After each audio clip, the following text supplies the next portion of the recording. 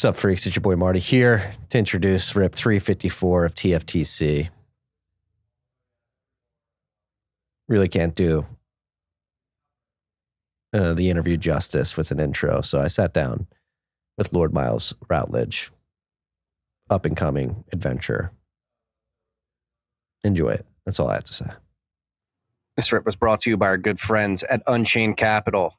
We're draining the exchanges, freaks. Get your coins off of a centralized exchange and into a 2 or 3 multi-sig vault with Unchained. They're running a deal. They're waiving for the vault product for the concierge onboarding for the vault. They're waiving the $1,000 Bitcoin purchase for anybody who doesn't want to do that immediately. And they're just going with a $250 setup fee and concierge onboarding experience. If you use the code TFTC, you're going to get $50 off. Bring that down to $200. And they're also dropping the onboarding onto their IRA down to $250 and also offering $50 off that onboarding concierge experience as well. Using the code TFTC with the IRA, you'll still have the setup fee if you decide to set it up. But their consultations are significantly reduced with this deal. We're draining the exchanges, freaks. It's time. Don't let these centralized third-party exchanges hold your Bitcoin. You really have Bitcoin IOUs. They're single points of failure. We've seen Celsius get rugged, Voyager get rugged, 3AC rugged the world. Don't get rugged. Drain the exchange. Make sure that you're holding your own keys. Unchained and their Vault product allow you to do that and have peace of mind. I'm a customer. I'm a happy customer. And I have that peace of mind. Join me in the peace of mind world. Drain the exchange. Promo ends September 8th. Use the code TFTC. You'll get $50 off. Go to unchained.com/concierge. This RIP was also brought to you by our good friends at Braiins.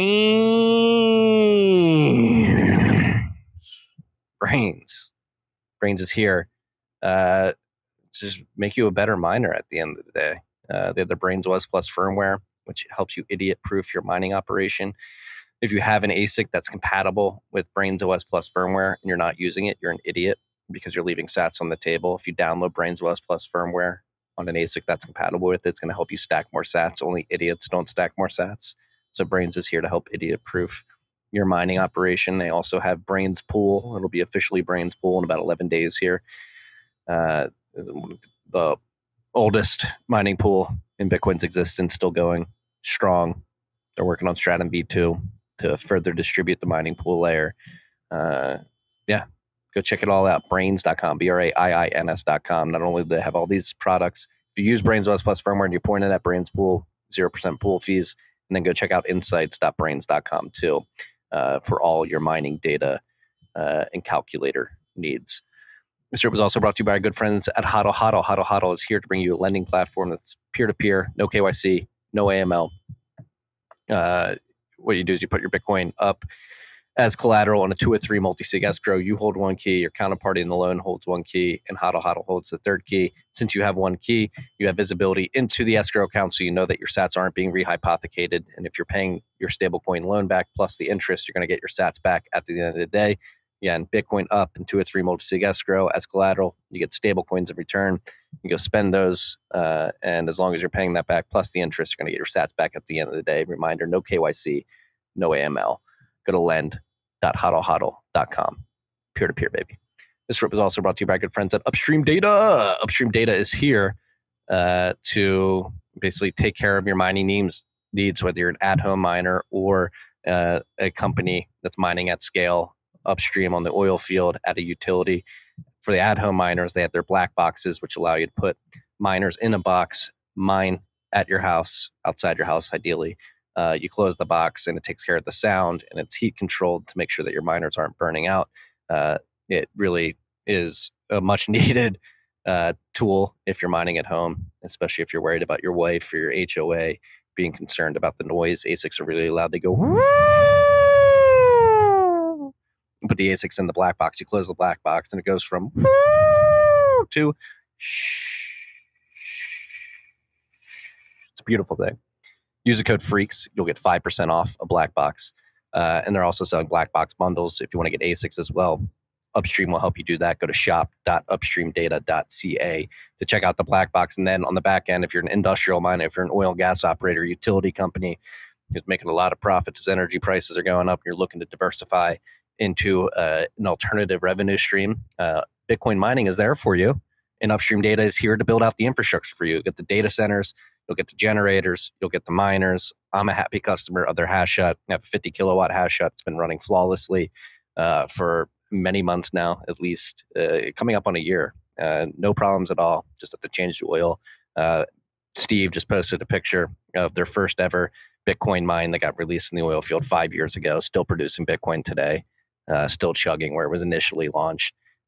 These things are very durable. Upstream's building with miners in mind. They know what they're doing. Very high quality product. Go to upstreamdata.ca. Tell them that TFTC sent you if you're going to get a hash hut. Last but not least, this rip was brought to you by our good friends at CrowdHealth. You go to joincrowdhealth.com/TFTC. You'll see the special deal that we have running with them, which is if you use the code TFTC, you're going to get your first 6 months of payments for your CrowdHealth community down to $99 a month. It's a significant discount. And what are we doing here? CrowdHealth is an alternative to health insurance. It's not health insurance, so it's community-funded healthcare.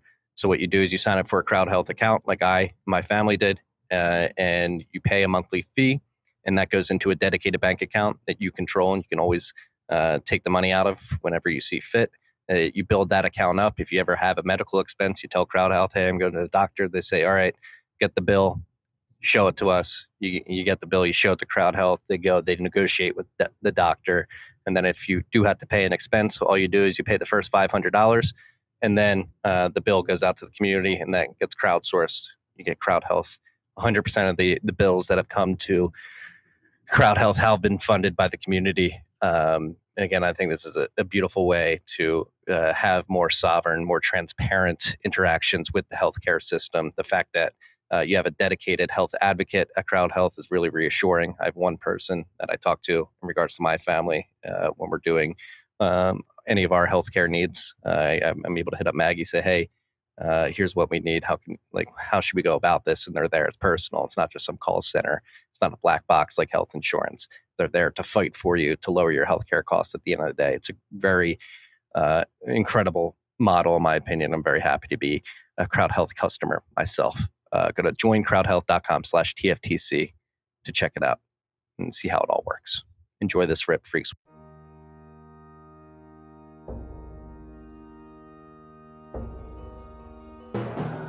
You've had a dynamic where money's become freer than free. If you talk about a Fed just gone nuts, all the central banks going nuts. So it's all acting like safe haven. I believe that in a world where central bankers are tripping over themselves to devalue their currency, Bitcoin wins. In the world of fiat currencies, Bitcoin is the victor. I mean, that's part of the bull case for Bitcoin. If you're not paying attention, you probably should be. Plastered it, and then he stuck fake brick on. So the listing photos when I did reviewing had a real brick, and they decided, no, that's not enough. It's going to spend extra money and make it look even worse. So that's the federal government. This is the federal government. Pretty much, yeah. In a metaphor, you know. Yeah. No, it's very fiat of the government to take down, plaster over the real brick, then put up a paper brick. Well, it's very indicative of the rot that our fiat monetary system has brought the world. We're recording now, by the way. Yes, that sounds good. So I'm sitting down with Lord Miles. What is up, dude? What? Yeah, not too much. Just enjoying myself. How are you, mate? I'm doing well. I'm very happy that our friend Lewis introduced us. I've been getting acquainted with your content and your journey on the internet, particularly YouTube, for the last week. You're doing some of the most exciting stuff I've seen on the internet in some time. That's one way to put it. So you just got back from Afghanistan, what, a week ago? Yeah, less than a week, actually. I think 4 days now. You know, just casually went for a holiday in Afghanistan, as you do. Yeah, and you were hanging out with the Taliban as well. What was that like? Yeah, so turned up. I was with a friend, by the way, from this English podcast called Lotus Eaters, and I was showing him around, and I've been about 3 times now. So when I turned up and saw the Taliban, I was like, "Oh, hey, bro," just said hi, shook his hands, just winked at him. It made my friend terrified, and it kind of made me realize these people were hated for the last 20 years almost, demonized, satanic and everything. And I met them, and they were actually kind of the average IRS member, or the average government personnel. They were actually quite hospitable for what they were. So just ended up chilling with the Taliban. Actually went shooting with them later on as well. Yeah, I saw that your trigger etiquette is not on par with what many of the Taliban or gun advocates here in the United States would deem as safe. But you'll learn. Thank you. I actually think with how the Taliban actually shoot and everything and their discipline, I think I'm slightly above them. But by American standards, no idea. So hopefully I can pop down to Texas and do some learning from some professionals. Yeah. Hopefully you get down here in a month or two. We'll take you to the range. It's a bunch of ranches out here with a bunch of big guns so we can go shoot. And yeah, so back to so what, again, I just got acquainted with you. I'm introduced to you last week and have been falling down your content rabbit hole. I don't know whether to describe you as a modern day adventurer, a modern day gonzo journalist, somebody who's just infinitely curious and wants to go explore the world. How did you end up making these videos of you traveling the world? So we're talking about Afghanistan. You went into Ukraine when the war started popping off there earlier this year. You've been border jumping in many other parts of the world. Why do you have this wanderlust and the need to videotape everything you're doing and share it with the world? Well, I honestly just think it's because I can, and I find that hilarious sometimes. Got the whole world screaming at you that this is the worst idea, and then when you do it, it's nothing but rewards and smiley faces in general. And even one adventure, I think for most people would be something you speak about, as a granddad, to your grandchildren, and so on. When you're old, those wise tales you want to tell one day. And I think I'm packed with them, and that kind of motivates me to carry on doing that. So how it begun was I was in the middle of COVID, and I didn't want to get vaccinated, right? And it was a peak of it. So every single country required vaccination to go on holiday. It was right before my graduation at university, and I wanted a small adventure. So the only country that didn't require a vaccination was Afghanistan. And of course, this was a few months before the Taliban takeover, but no one actually knew that. Everyone thought it was going to hold up for years upon years. So when I flew there and landed, about 3 or 4 days later, the Taliban took over Kabul, and I made national headlines because I was just shit posting throughout it, excuse my language. I was just enjoying myself, hanging out with people, SAS, Special Forces, in a compound, watching gunfire happen. I was seeing everything unfold and was really positive about it. And I've got to admit, I've had the best sleep of my life in war zones, such as that, and actually the most enjoyable times of my life. And I thought, screw it, why not to make a career out of this? I've got a small following now, maybe it can grow. And I think here we are. So why are you getting enjoyment out of all this? What thrills you or fulfills you in these war zones? So at first, it's a small adrenaline rush. So I can imagine someone as a physical man such as yourself, right? When you go to the gym, if you do something physical, you get a little bit of endorphin shooting to your brain. And then when you pair that with a purpose, such as, climbing a mountain or jumping a border or going to a certain country and doing something in a specific amount of time, it's this ultimate rush that most people who sit behind a desk 9 to 5 every single day, being controlled by the government with a wage cut job, just don't understand. I think that's how we originally lived, and that's why the British back in the days were so great. They would venture out and do really interesting things, and it really is contagious. And I just want to chase that feeling for the rest of my life. Yeah, it seems like you're doing it. Yeah, well, for now, we'll see. We'll see if I'm in some ISIS execution video or something. Maybe in my next fight week. Let's hope not. We do not want to see a Lord Miles execution video. But you're doing these adventures, and it is, I don't know if it's intentional, but you are producing what someone deemed to be quality journalism while you're doing this. You're getting an actual perspective that many are not getting from the mainstream media. They're getting it from some adventurer, young British gentleman who's just following an itch that he has to go explore the world. Oh, thank you. You can't get quality journalism from mainstream nowadays. Never will happen. And ever since I went to these places, you probably realized this long ago, but I've just realized after a year or two, I can't trust a single thing the media says about any country or group or anything really. Like even the most solid ones, even the most solid ideas that you get taught about a country, you just go there, it's completely different. Like I don't believe anything in any newspaper anymore. Neither do I. Yeah, I mean, you've come to the right podcast. We're very highly skeptical of the mainstream media and the narratives. That's part of the reason I moved to Texas. There was a lot of pressure in the northeast part of the country here in the United States to get vaccinated, and I just did not feel comfortable with it. To each their own. Your body, your choice. What you want to do. Just don't try to force it on me. Exactly, but people can easily just cross the border into Texas from Mexico without vaccinations, right? Oh yes. Yeah. Well, we have the governor of Texas right now is trolling the rest of the United States. He's putting a lot of the people who are crossing the border illegally onto buses and shipping them up to Washington, D.C. and New York City. And people are freaking out up there. When the elites are, then they freak out. Yes. I wish I was shipping Californians up there too. So, speaking of like quality journalism, I mean, you mentioned shooting with the Taliban. You were in Kabul when the Taliban bum rushed that city and eventually took over.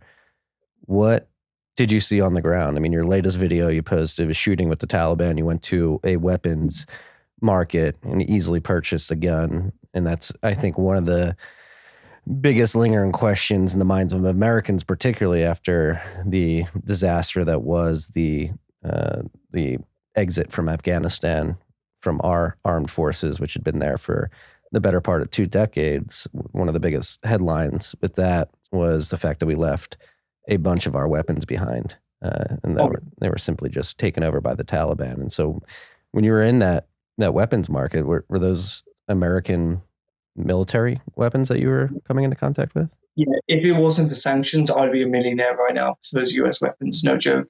So I've heard about night vision goggles in the US. Have the good ones with 4 different sections coming out of it are about $20,000 US, right? I've looked at the prices, 25K.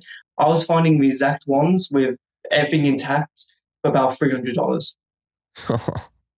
And I found 500 units. If you just multiply those 2 numbers together, if I ship them to the US legally somehow, millionaire. But it's impossible to do, hence the price, hence no one needs them anymore, no war, right? But there were US military gear all left behind, all the Taliban are wearing, all the level 3 plates left behind too. The American convoys and Humvees, that cost $500,000 of everyone's hard-earned tax dollars. I got offered $15,000 and I can drive it right off the lot like it was a new SUV or something. What? Yeah, legit. I would honestly export it. I would, if the US came to me and said, hey, can you get our stuff back? I honestly could do that. The only thing is, it's just impossible to get out with the sanctions. I can't get to Pakistan. I can't get to Iran. Tajikistan's a no-go.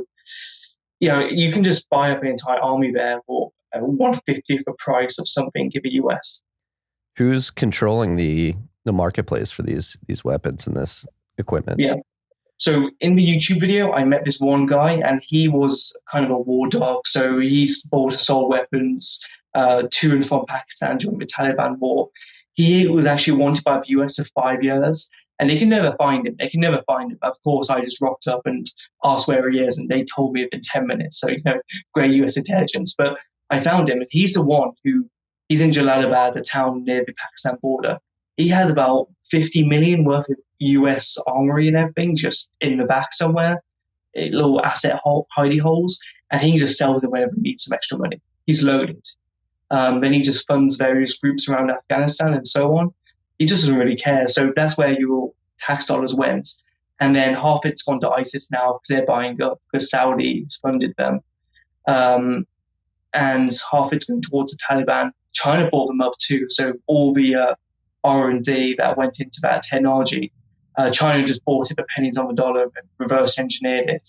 Same with probably Pakistan too, and 50 other countries that want the American secrets. So that's the fate of all the weapons left behind. That could have been destroyed. They weren't, but they could have been.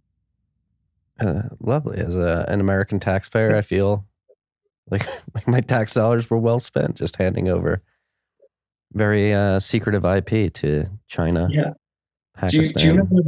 Do you remember when I think it was the Boston Tea Party staged a revolution, against the British because of a 2% tea tax or something, and now Americans pay like 37% income tax plus 50 other taxes to go on top of it. It's just absurd. And then this happens due to Biden. It's absurd, and we just passed the Inflation Reduction Act here in the United States, where they're somehow going to reduce inflation by spending $800 billion, $80 billion of which is being used to spin up a small army of IRS agents to come. Oh, mate, you misunderstand though. It's called the Inflation Reduction Act, so you must redact inflation. Of course, it's in the name. How could that be wrong? Well, the Patriot Act, very patriotic to patriot. The Patriot Act was very cared about small businesses. If you sign the CARES Act, I wrote about this in the newsletter last week. It's like here in the United States, particularly, we've been living through one large humiliation ritual for the last few decades, where those in charge will pass these acts, these laws that do the exact opposite of what they portray themselves to be doing.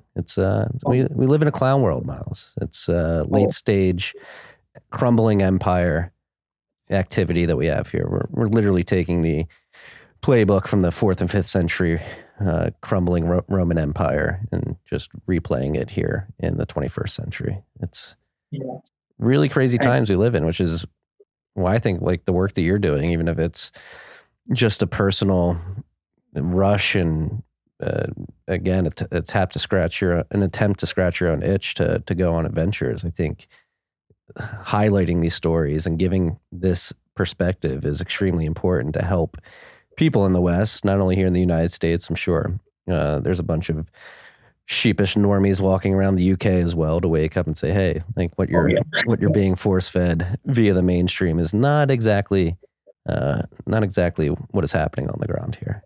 And which is like fascinating because you're a good Catholic. You're a very devout Catholic. You went into an area occupied by an Islamic, I don't want to say faction, people who are trying to run the country under Islamic Sharia law.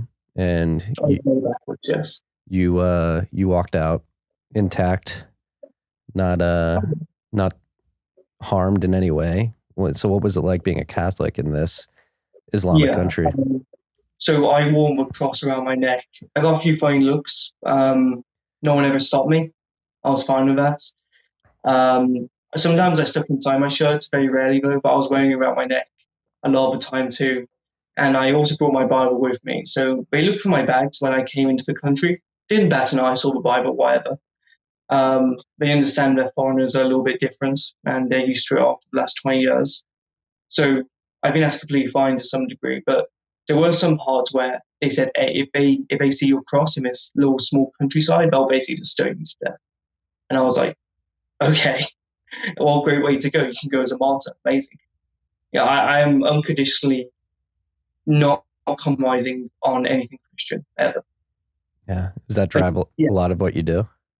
Yeah, exactly. Like, I remember this one guy, he's an excellent Catholic in South Sudan. He's a refugee, lives on the border in literally a mud hut, right? Like you see in the sad sap, commercials saying, go fund this village or whatever. This guy is a good Catholic and everything. And I want to try and help him out. So that's my plan for my next trip. But I do sacrifice money quite a bit for what I do. So I've broken even this year, if I'm being honest. And it's always good for a good Christian value. Like I'm funding some underground movements, Christians in some countries where they would just be executed if they got found out, if that makes sense. So you can probably guess which country. I'm trying to do as much as I can in the background. But no matter what, I'm never going to let my faith be stomped on at all, ever. That's incredible. No, I mean, as a Catholic. You do the same. No, yeah, as a Catholic myself, I think it's important to stay true to those values and Again, I think even though there was one threat of stoning, I think it is still miraculous. I mean, there is this perception, I think, over here in the West, if you go over into these areas as a non-Muslim, you're going to be immediately murdered and stoned to death. But it doesn't seem to be the case. Yeah, exactly. It's almost like a certain group of people are trying to pair together, so we don't focus on the elites, if that makes sense, right? Yeah. So what is your overarching perspective on the state of the world in terms of the elites and the relationship of the common man with the elite and what they're trying to do this, if they're trying to do anything? I don't want to put words in your mouth. Yeah, do you remember that photo? It's from a few years ago, but it's when Hillary first walked into a normal house and she saw a kitchen and a photographer snapped a photo. Yeah, you know which one. She saw a normal house and her face was shocked, seeing what people live like. And these people have a disconnect between the average human and, their elite friends and everything. It's like a movie Elysium. They live in their own little ecosphere, their bubble. And they want to make it stay that way. Rules for me and not for you. Sorry, rules for you and not for me. Same with electric cars. Same with the carbon tax they're trying to implement. I can go on for hours, but at the end of the day, the world's in a sad, sorry place. And it's because we're all turning away from God. It's the satanic spirit that has been brought into the world ever since the 1960s. Decline of religion, mass immigration, hyperinflation, sending kids to school instead of homeschooling with traditional good moral values, constant war, high taxation, and so on. It's going to get worse before it gets better, but hopefully people still have enough sense in them where they reach a snapping point and then things change. But I'm a bit wary that things might not even get better. I think it'll be a slow decay. And then obviously we get into the book of Revelations at the end times. Yeah. Well, that's why we do what we do here. We do think that there are avenues through which we can begin to claw back our civil liberties and bring back sanity and fight back these demonic forces. That's one thing I do say a lot on this show, is I do believe that there are evil demonic forces out there that are simply toying with humanity and, again, subjecting us to these weird humiliation rituals. I mean, the COVID lockdowns being one of the most egregious and in your face, literally, with the mask mandates and stuff like that. There is definitely a dark cloud over the world right now, but there are beams of light that are showing themselves. That's why we talk about Bitcoin here. We think Bitcoin is a very powerful tool to take away a lot of their power, these demonic forces' power, which stems from their ability to control money. At the end of the day, if you can control money, you control food, you control energy, you control people, and money is at the bottom of those three things. And so Bitcoin, and why we champion it here at TFTC, and I've been writing about it and talking about it for well over 5 years now publicly, is because I think truly there is a way to fix these massive problems that exist throughout the world. We just need to fix the money. That's why we have a big neon sign. You'll see it when you come down to Austin. Fix the money, fix the world. Absolutely, because at the end of the day, they can't turn off the internet. And if we create a little ecosystem that grows with time, that's exactly what you're doing. They realize they have no control, and then they have to play ball with us and compromise and so on. It is essentially class warfare. I'm no communist, I'm far from it. But at the same time, they've gone arguments with the equality side, and that's what Bitcoin brings in. It levels the playing field for every single person. I mean, look at who controls the banks in general. They have a common theme, and from there, they have an agenda. Pretend you're, a billionaire, trillionaire, whatever, and you're clearly narcissistic or even a psychopath, because to get so rich, you have to be extremely ruthless, right? So you have to be the top person in strategy and ruthlessness. You have to sacrifice everything. I know you like materialistic things, like a satanic being, right? And then from there, what do you want after money? You want all the money in the world. You want power. And therefore, you restrict and strangle the average person through financial schemes and getting rid of physical cash. But then they realized and they panicked and basically pooped their pants when they saw Bitcoin. And that's the only way out. I think that's the only hope for a lot of people. Yeah. And I think you're going to need it, particularly. I mean, are you willing to disclose what it was like getting home from Afghanistan from you?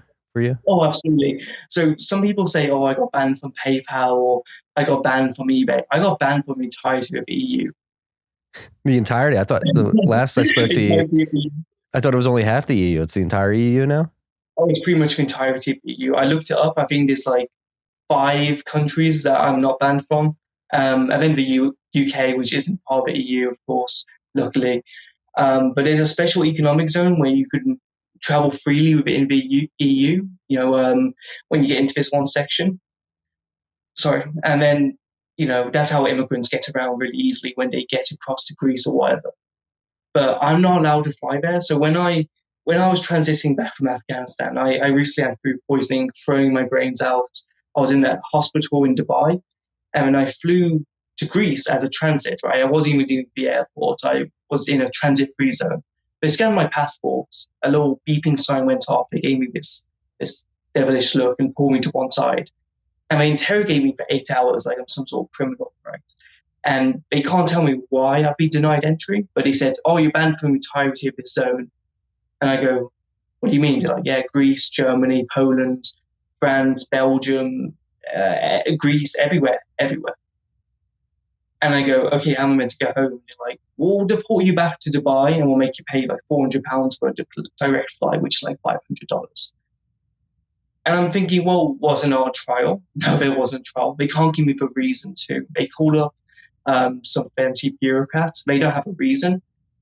So how the system works, they do a report. So someone creates an alert and then it gets put in the system and implemented instantly, right? There's no trial or, writing to you or a courtesy phone call. You don't find out until it's too late. So, we want to screw you over. And eventually, after loads of arguing and fist banging, they let me on the plane just come back to the UK this one time, right? But I can't even transit through any country. So I'm going to have to become a Syrian migrant and just fly to, say, Croatia and then cross the border illegally just to see my girlfriend at Christmas. But yeah, I'm banned from the entirety EU, and I don't know why.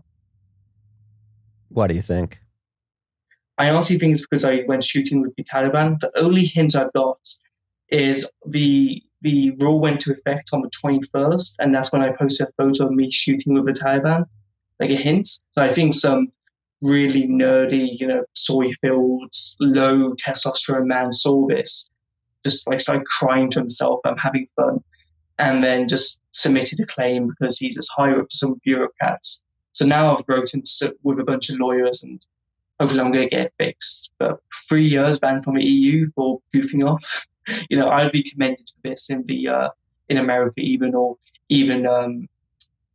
during the good old English days with the empire, right? Yeah. No, it is like, what can we do? He's like, if like that's like the weird thing about this particular situation. Like you went over there and you didn't kill anybody. You didn't sell any drugs. You did shoot some guns, but it seems to be legal in Afghanistan. And I even got a weapons permit. From the Taliban. It was as official as it gets. Yeah. And what they don't want the common man to get over there and actually see things for himself. It seems like an intimidation tactic, if anything. Yeah, exactly. I kind of hope they push me further because I'll push back, trust me. I might double down, Worst comes to worst, I have to go full banana republic in the third world countries and then get enough money to say I have FU money and just circle around those things. So I'm also thinking about starting a gold mining industry in Afghanistan, create some jobs, export to Pakistan, they can't control that. Everyone's happy, apart from the EU and the Rothschilds and all that. Well, again, you can do gold mining, or like we've been talking about, we can help you monetize your content with Bitcoin.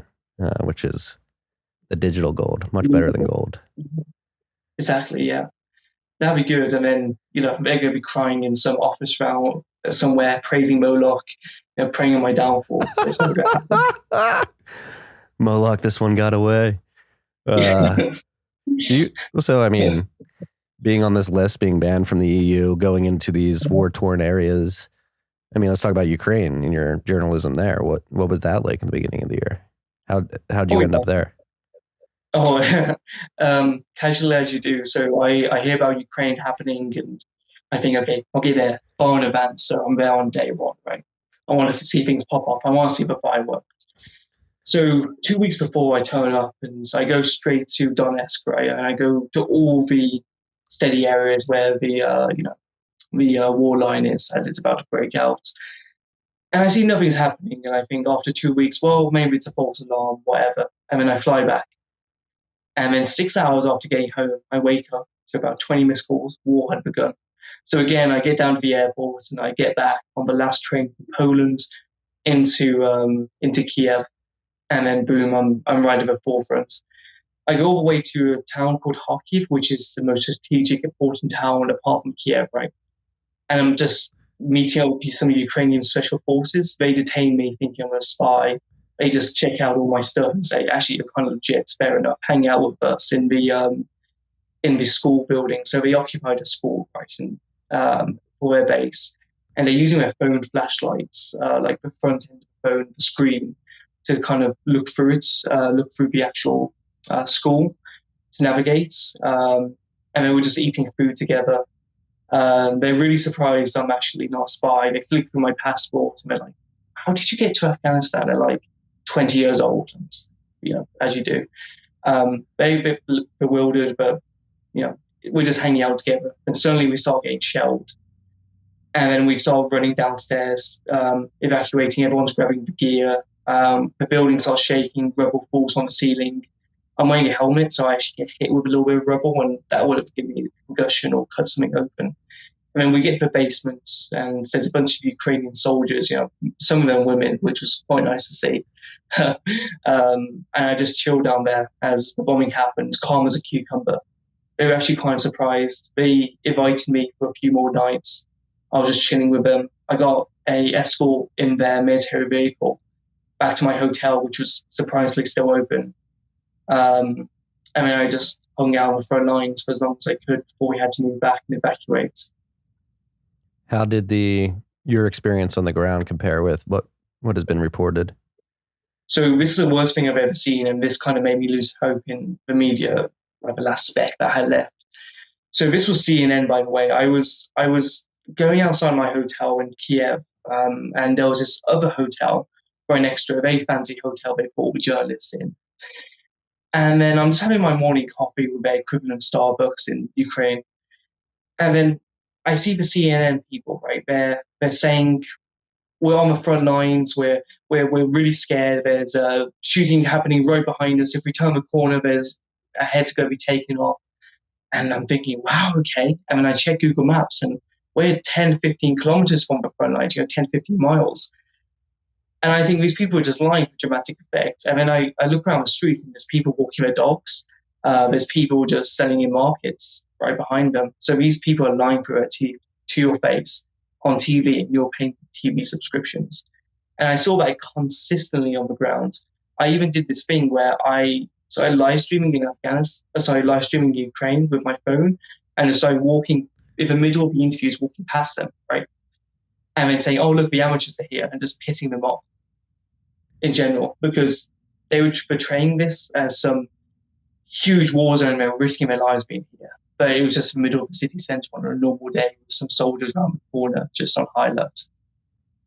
Yeah, I mean, there was a war going on in other parts of the country, but the CNN journalists pretending like they're in the middle of gunfire was not what they were portraying it to be. Yeah, like at some point I was in the middle of gunfire, but truthfully, it wasn't anything crazy. It was just gunfire at the end of the day. But by the look of these journalists, the type I'm talking about, the facial structures and the voice and everything. If they actually went to the places I went to and the places you would go to, they would just freeze or just start crying and piss their pants to start foaming at the mouth. They're cowards. They're cowardly. They lie. It's complete honest people. They're like the Joe Biden of journalists. The Joe Biden. Do they have dementia? Are they losing their minds too as they're lying to people? I think so, yeah. Well, he lost his soul at the very least. So that's one thing in common with Joe Biden anyway. But I hope they lose their minds, because that's the only thing that's portraying this evil so far, putting it forward. I think they'll be better if they kind of become a little bit simpler and just return home and work an office job. Yeah. Yeah, so that's like the perplexing thing is sitting here in the US, obviously seeing the footage just being portrayed by the mainstream and then seeing what on the ground journalists like yourself and Galonzo Lira were putting out there at the time. It's very confusing. Like, what is going on? Like, obviously there is some conflict. There's no doubt that there's been very aggressive kinetic warfare going on in some parts of Ukraine, but is it as bad as the media is portraying it to be? Who are the aggressors? What is actually going on the ground? And we talked about Afghanistan, leaving our weapons there, and you being able to go and buy U.S. military equipment for pennies on the dollar, and other countries being able to do that right now. With Ukraine, I believe today the Biden administration just greenlighted another $8 billion for weapons relief in Ukraine. And again, as a U.S. taxpayer here, sitting here like, where is all this money going? 8 billion. It was either 8 or 3. Still billions of dollars. These people, I swear, it's not going to be Ukrainian people. It's not going towards their military. Maybe a small percentage is, but there's so many reports that get swept under the rug, where there's some Ukrainian, bureaucrat or some person from their cabinet, that's trying to cross the border with, a briefcase is stuffed with thousands of dollars, hundreds of thousands of dollars, trying to cross into Macedonia or something. And there's hundreds of people like this. It guaranteed right now it's just going to some person's pockets. It's like charity. It's like most of them are corrupt at the end of the day. It's why Ukraine tried to pass a law for pro-gay marriage. They just want to give in to the US agenda nowadays, just so they can get more funding. Yeah. Huh. We should think of it. What were the actual Ukrainian citizens that you interacted with? What were they saying? What was their perspective on everything going on? So they were mixed. A lot of them are resistant people, so I've got to respect that. They've seen this coming for a while, and they were like, home might have a hole in it, but I get to go to Germany for a few weeks on a free holiday, so I guess why not, right? A lot of them has been scummy and taking advantage of the situation. So on the ground, there was a lot of Ukrainians that were afraid of just men in cars in general, because a lot of men were picking up women and then taking them across the border as refugees and then selling them into black markets, sex trade, that type of stuff, promising that they'll take them to some hostel somewhere in Germany. So there's a lot of underground stuff going on.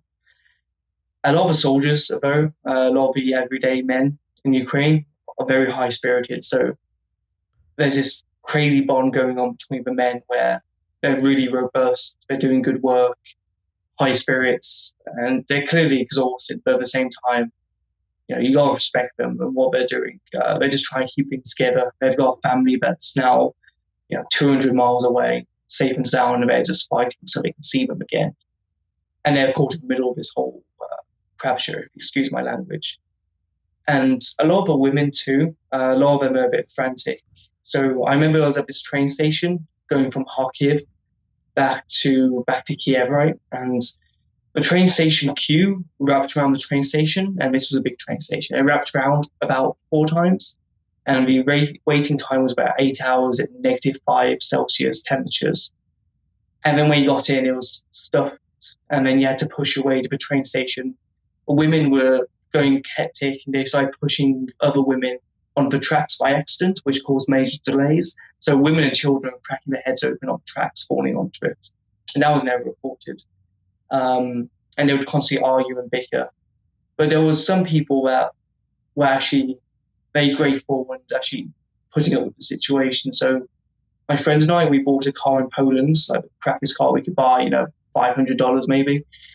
And then we drove all the way to the front lines and then picked up some refugees as a free taxi ride and drove them back. And they started crying in the back with how grateful they were. One thing as well that didn't get reported on a lot is the old people. So a lot of old people have just been abandoned by their families. Ones with dementia, ones that need very specific medication that they can't go a week without. Many that obviously were freeze to death if they can't get log fires or something. So I think it's like a zombie apocalypse movie. there's extremes in every single situation. Everyone's screwed. It's half themselves and half the people of Ukraine communities. It's just, if you could think of a bad situation in your head, like as a fancy, it's probably happening in Ukraine at some point. It's fucking terrible. Do you think the same would happen in the US if like I wouldn't say a war, but like a major disaster, maybe Yellowstone or zombie apocalypse or just power outages? Yeah, I mean, I don't think it needs to get as bad as Yellowstone. Power outages are a big theme here in some parts of the country, because we have had idiotic energy policy like Germany has and other parts of Europe have, where we favored wind and solar over more reliable baseload sources like nuclear, coal, and natural gas, and that's making our grid systems less secure. I mean, we have had isolated examples of situations like this in the U.S. in the last couple of decades. I mean, Katrina is probably the number one example that people would point to in the aftermath of that hurricane and the chaos that ensued. And then Louisiana and other parts of the country that got ravished by that hurricane. They were out of power for weeks. And I mean, you hear horror stories about the type of animalistic animal spirits that came out when shit hit the fan there. I hope. And I mean, they weren't even in a war zone too. They knew help was coming within a few days, maybe, but then they still tore each other apart. I mean, I feel like people in outside of the central city of each US state would be very kind to one another, but average city folk, no. Yeah, I mean the coastal elites, as they're referred to here, and I mean, I can't be a bit of a hypocrite if I didn't admit that I live in one of these major cities in Austin, Texas. It is a major city, though. It's in Texas. I think Texas is a bit more prepared for this stuff, even though their grid system's not as strong as it probably should be.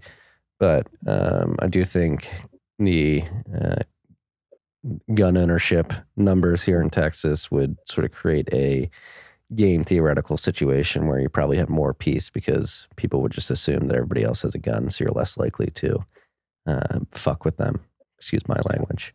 But yeah, no, I mean, one of my favorite stats, I mean, it's not one of my favorite stats, but one of the most interesting stats for the major cities here in the U.S., and I'm sure it's applicable in cities like London and other parts of the world as well. There's only 2 days supply of food in cities like New York City. They can get their food trucked in literally every day. And if you had a situation where, say, we ran out of diesel fuel in the Northeast here in the United States, and that food could not get shipped into New York, there would be chaos within a week. I mean, there's that one saying, the only thing standing between peace and absolute chaos is 9 meals. And so if you can't get your food into these big cities because you're dependent on just-in-time supply chain management, it could get hairy, specifically in a city as large as New York with 11 million people.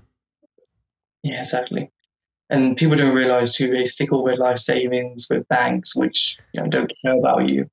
And then as soon as the power goes off or something goes wrong, the bank system's not coming on, but I guarantee a lot of people keep cryptocurrency running, on a more skeleton network. That makes sense.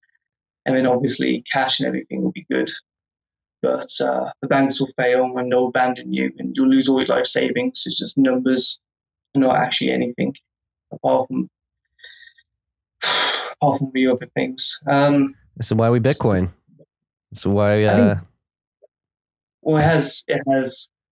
It's actually there though. I mean, with actual currency, like with money in a bank, it's lended out and then it's created, right? If everyone tries to withdraw the money, there's a run of a bank. There'll be a shortage, right? There's not enough physical currency and there's not enough still digital currency to actually withdraw to. So you would actually have to just create extra zeros on the screen in some computer somewhere. One Bitcoin's one Bitcoin, and the price might fluctuate, but you'll always have a Bitcoin. At the same time, it's become widely adopted and it can't be controlled.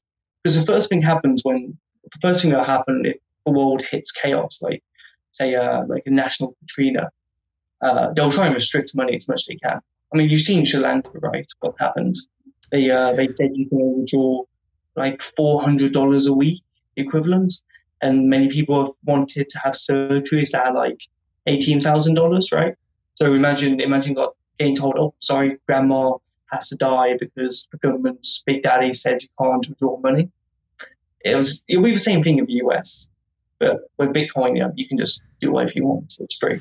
Yeah, I mean, you mentioned Sri Lanka, Lebanon just went through a very similar experience where their government went bankrupt and they confiscated everybody's savings from the bank account at the flick of a finger, and very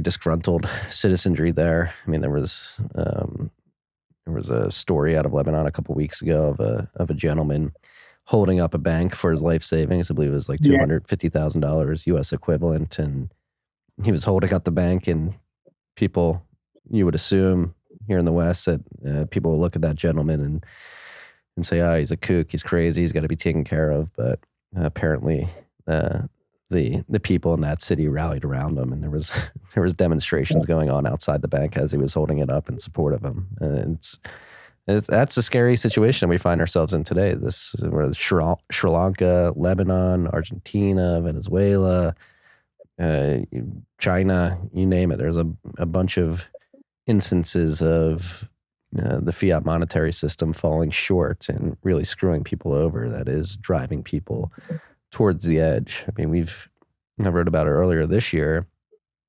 People really don't understand the intricacies of the global economy. When we went into lockdown mode in 2020, all the politicians globally, who knows, I'm not going to try and dissect whether their actions were nefarious or simply incompetent. They happened, whether or not you want to push a certain intent on it. It happened, and at least what they're communicating is like, hey, we can just lock down the economy. We'll turn the light switch off for a few months. We'll let this virus dissipate. We'll get a vaccine out, and then we'll turn it back on. And turns out when you have a complex system like a global economy, it's not a light switch they can just turn off and on. And 2.5 years later, we're sitting here in late August 2022, and the negative externalities of that action of locking down the global economy are coming home to roost. These are very complex systems, supply chains, monetary systems, economies at large. And I mean, I think what we're experiencing now, I like to call it the global spring. I mean, you had the Arab Spring in 2010, 2011, when wheat prices rose by a certain percentage in Egypt and the Middle East. You had riots there that led to the toppling of a bunch of governments throughout that region. And what we're seeing here a little bit over a decade later is that same exact thing happening, but on a global scale. Yeah, I wish it would happen faster. Damn. But I really think it was nefarious, this whole COVID thing. And the funny thing is, the only funny thing about it I have to laugh about is COVID wasn't even an issue. It wasn't a threat if you were healthy and not eating seed oils constantly and a lazy slob. I know there was some obviously tragic circumstances that happened, but it wasn't enough to shut down the global economy. It simply wasn't. No, I would agree there. I mean, I got COVID. Beat me up a little bit, but I survived. It wasn't the worst ailment I ever came down with. Yeah, and you know what you got now? Natural music, right? So next time it happens, you're less likely to get more sick, and then boom, you move on, right? Yeah, this is the issue of globalization in general. Yeah, I'm pretty sure I had COVID for a second time earlier this summer. It was nothing serious at all. I was able to go about my day. Yeah, you didn't ask the government to print you £20,000 compensation and anything like that? No. But to your point, like globalism being a big problem, I agree with that. And I think what we're seeing is the pendulum has swung so far towards the one end of the spectrum, which is globalism, and we're in the process of it beginning to swing back. And that's, again, bringing it back to your content. what I think it's really valuable is it really highlights like, hey, let's just acknowledge that there's different people throughout this vast planet. They have different cultures and different norms and different ways about going about their lives. And we should be okay with that. It's okay to have culture and have it distinct in one region. And I think you're doing a good job to highlight that. Thank you, man. Thank you. And so you go to some of these places, and I remember going to Afghanistan and learning about how democracy was attempted there by the US. Have you heard of the story? Afghanistan shouldn't be a country because it's basically a bunch of hilly areas that are separating one another, and then some tribal areas in the center, right? So you all these isolated tribal areas that hate each other, ethnic groups like within Africa. And so democracy doesn't work there because every single group has a tribal leader, and that tribal leader tells people to vote for a certain person that meets their agenda, otherwise they'll be killed. And then every 4 years, they don't see the issue with keeping on the same person because they're like, the president's alive, he's doing the work, so why do we need a second one elected? And then they kind of remind me how the US just keeps electing new people, promising change, and nothing ever happens. Same thing. These people just figure out that stuff. It's a line from the great British rock band, The Who, meet the new boss, same as the old boss. It's it doesn't matter if it's Biden, Trump, Clinton, Obama, Bush 1, Reagan, they're all part of the same monolithic federal government, which really has one goal, which is to amass as much power and to suck as much money out of the populace as possible via taxation. Do you think if the US had a dictator who's actually a solid dude, like let's say a solid lad, non-satanic but not like Christian lad, had good economic background, knew not to print trillions in a crisis, would you be happy with a dictator for like 10, 20 years? I honestly think I would at this point. Maybe not a dictator. I mean, now we're getting to like the Hoppian view of democracy, the god that failed, and he would prefer a monarch to a dictator. I don't know. I tend to lean towards the founding fathers when they originally architected the republic. We're supposed to be a republic, not really a democracy. Yeah, I tend to agree with the way they structured it, which is this republic of autonomous states that do their own thing, and you can travel freely between them, but you have to follow their laws once you're in their borders, and just let states spin up their own laws and compete against each other. Oh yeah, exactly. It was just my tip. I'm sorry. But now it's okay. You got COVID for a time. But I really think it's because globalization's happened. Everyone has this idea of, we have to influence the national government, the one in Washington, right?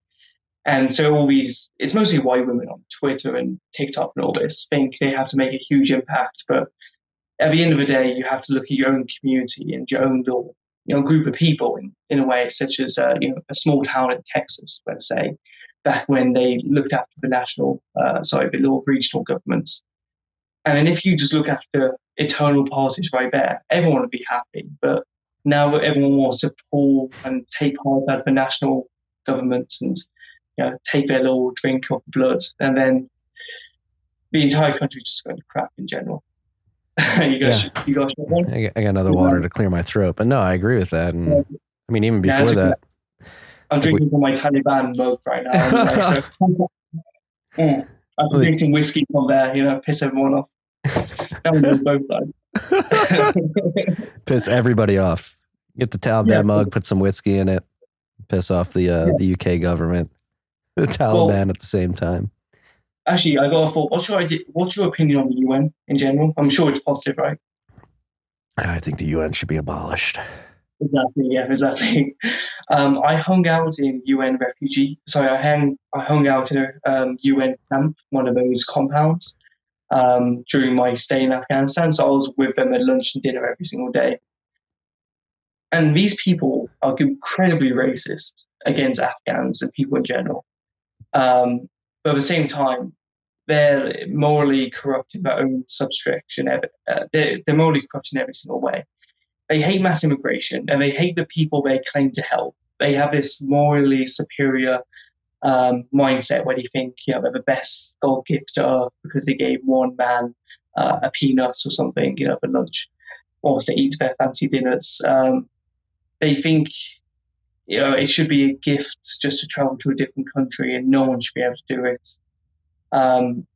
They honestly had stuff like this as well. And they were drinking alcohol out of their little flasks that they managed to sneak into Afghanistan in front of the Muslims and everything in the streets and also in the compound that was serving their food. They were wearing Gucci and Chanel burqas, like the women were, showing half their hair. It's like the UN has a huge disconnect, and these are people trying to unify the world as well. So that doesn't tell you exactly what our leads are like. It's the same thing with normal government. We have no idea. Yeah, are they trying to unite the world, really? Again, going back to these Orwellian doublespeak, naming whether it be an act or a whole organization, the United Nations doesn't really want to unite people. Yeah, exactly. I don't want to unite. I want to stay a little bit interesting, I want there to be a little bit of competition, maybe. I'm not saying war, but, I wouldn't mind an economic war if it's once in a while. Keeps it strong, Yeah, competition.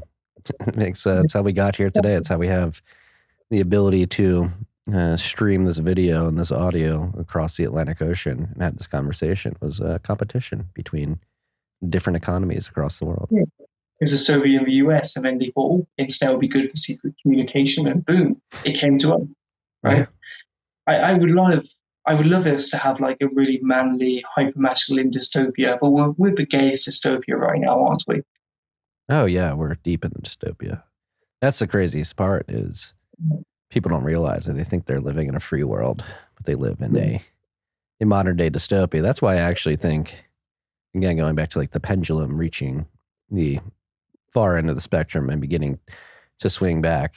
I know you said we may need a bit more decay to happen, but I think we're in the midst of the decay. We're in one of those situations where you don't really realize what's going on in the midst of it.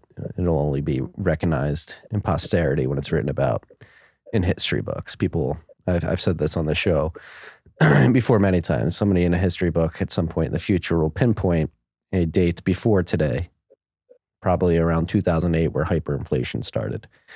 They'll pinpoint the fall of the American Empire at some point, at some date before today. We just don't realize that it's happened yet. The pinpoint the 1965 Immigration Act. we would argue.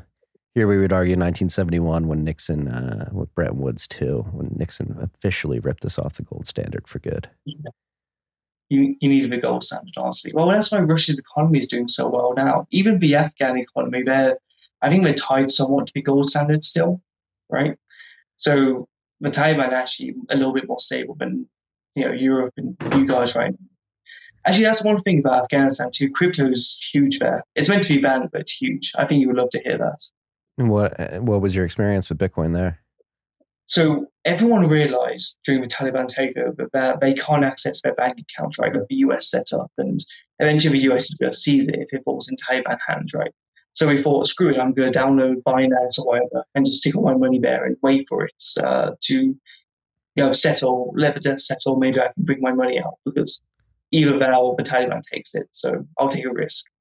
But then they realize now it's cut off from the whole global banking system Afghanistan is, right? You cannot use a foreign card apart from one single bank in Afghanistan that's run by the UN. So people started realizing, we've got like a little circulation of cryptocurrency now, and we can get it from the outside. And if we go to Turkey, we can cash out if we want to. But people just start trading in Bitcoin now. So I remember I almost ran out of money in Afghanistan because I overspent a little bit. And then I just went to my guy and said, hey, can I transfer you, 0.02 Bitcoin? He was like, yeah, sure. And then he gave me cash. Oh, yeah. And it's meant to be illegal, but the Taliban, they look the other way. They understand it's necessary sometimes. It's like same with TikTok and some other things. It's just one of those, you shouldn't abuse it. Well, it's interesting too, because there's been actually a lot of scholarly inspection into Bitcoin as a Sharia compliant currency due to the fact there's no usury built into the system since it's fully reserved. It's not fractionally reserved. And You're not making an interest rate on savings or anything in Bitcoin. So there are some Islamic scholars out there in the Bitcoin world that would argue that Bitcoin is Sharia compliant. Yeah, exactly. There were some arguments saying it isn't because the price fluctuates so much. And then someone just went, hey, wait a minute, our currencies are terrible. Look how much they fluctuate. Bitcoin's more stable than us. And that was during the early days of Bitcoin. So it is widely accepted, especially around the 20 to 30-year-olds. They use it constantly. Like, I did see some posters as well in bakeries in Afghanistan. They've got normal bakeries there. You could pay in cryptocurrency. Really? Yeah, it's great. You've seen how in Eastern Europe too, they've got cryptocurrency everywhere. They've got like Bitcoin stores and Bitcoin ATMs all dotted around. Same with Poland, Greece in some areas. In Afghanistan, if they let it settle for a few more years, it's guaranteed they'll be like back into the economy, I feel. Yeah. I mean, that's part of the thesis, right? Is that, since Bitcoin cannot be censored, it provides fundamental utility for, again, whether you agree with them or not, the people of Afghanistan need to use money. And if you sanction them off of SWIFT, off of the Federal Reserve banking system, I would argue that's a human rights violation. You're preventing the ability for individual law-abiding citizens in another part of the world. You may not agree with their religion or the government structure that they live under, but they do have the right to try to better their lives by producing for their local economy and providing value to their local economy. And what the Western world has done by weaponizing the monetary and payment systems is, again, I think it's a human rights violation. And Bitcoin, that's how it's going to succeed. It's not because educators like myself are going to get out there and make a good case for Bitcoins, because at the end of the day, Bitcoin just works. And there's nothing anybody can do to stop it.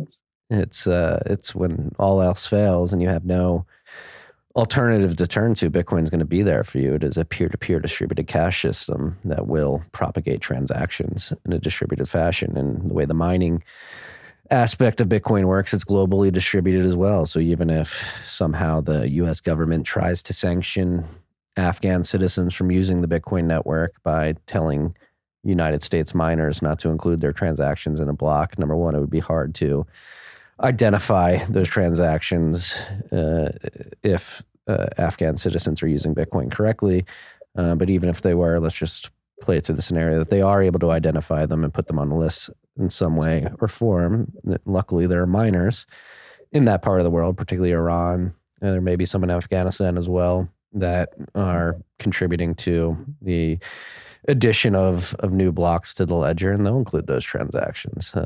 So it's a very powerful tool, and I think countries like Afghanistan, Lebanon, Argentina, Venezuela, these countries with terrible currencies, Turkey now, that their citizens cannot rely on their local currency or the U.S. dollar-backed system.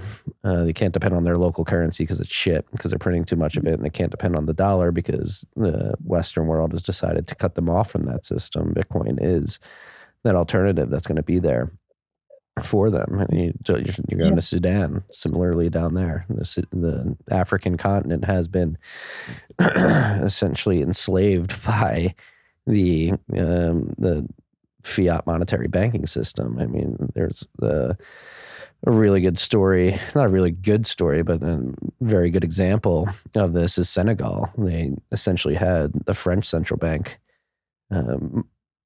facilitating their currency, the CFA.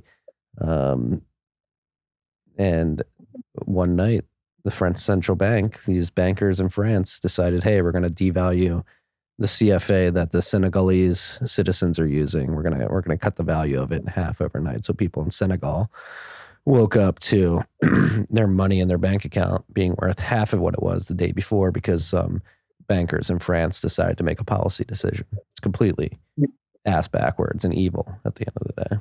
Yeah, honestly, it is slavery at the end of the day. They just want to manipulate the rest of the world. They're very frank about it too. Pardon the pun, yeah. But it's just not really good. And I remember this one story in Nigeria because I've been looking into gold mining. I've met this friend who used to work in a Nigerian gold mine, and I used to pay him $3 a day, yes. And they wouldn't do it in cash. They would deposit into his bank account.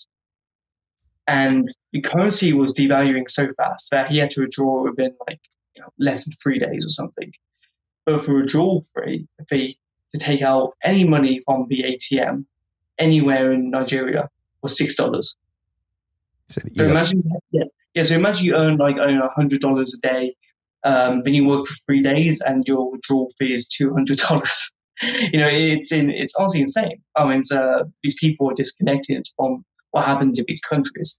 I would love to just bring Bill Gates and the Rothschilds and all these elites to Afghanistan, start shaking them and be like, look at this, look at this, look at this.